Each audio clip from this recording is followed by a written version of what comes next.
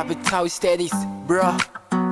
You're all welcome to Capital Studies, and in today's lesson, we would be looking at the short method for balancing redox reactions, which is also known as the oxidation number method.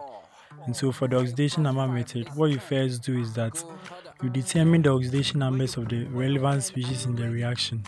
So, for MnO4, it becomes plus 7. The oxidation number for Fe2 plus is plus 2. For Mn2 plus, it becomes plus 2. And then for Fe3 plus, it becomes plus 3.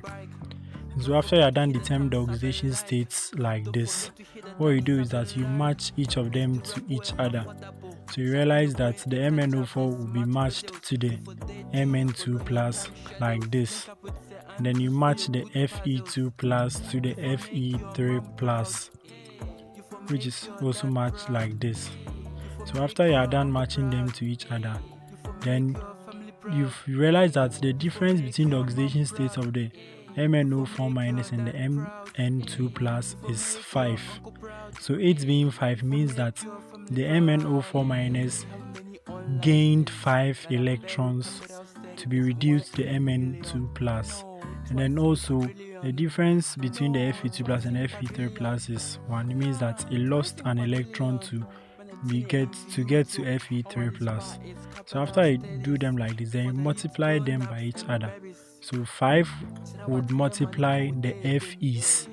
So you get 5 multiplying the Fe2 plus and the Fe3 plus. So 5 multiplies Fe3 plus, and it does so for Fe2 plus. Then after that, you multiply the 1 by the MnO4 minus and the Mn2 plus. Then since they are the same, means that you still get 1 in front of them. So after you multiply them like this is what you get. So it means that we now have to balance our oxygen atoms. So since there are 4 oxygen atoms on the left hand side, it means that we have to add 4 moles of water to the right hand side to get our oxygens balanced, and then we intend add 8 H plus ions to the right hand side in order to balance it. And so this is a simple method for balancing, and our equation is balanced. Another example on the board there, realize that the Cr2, so what you do is that you first determine the oxidation states. So for Cr2O72 minus plus 6, Cl minus is minus 1, Cr3 plus is plus 3, and then Cl2 is 0. So it means that Cr2O7 will be matched to the Cr3 plus, and then the Cl minus would also be matched to the Cl2. So you realize that there are 2 Cr atoms on the left hand side, and so we have to balance that, and we do write 2 beside the Cr3 plus on the right hand side, and we also do the same thing for Cl since there are 2 on the right hand side, so we write 2 on the left hand side.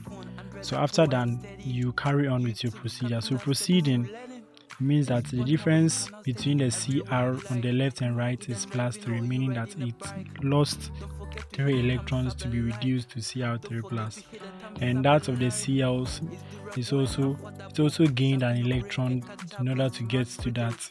So after that, then we multiply them by each other.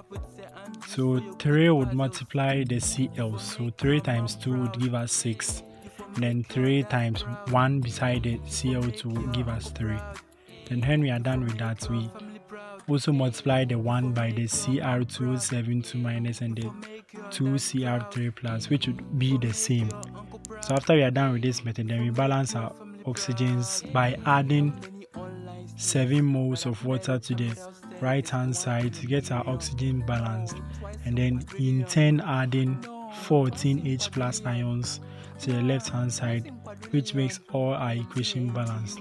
So this is a very simple method, and you just have to practice to be fast with it.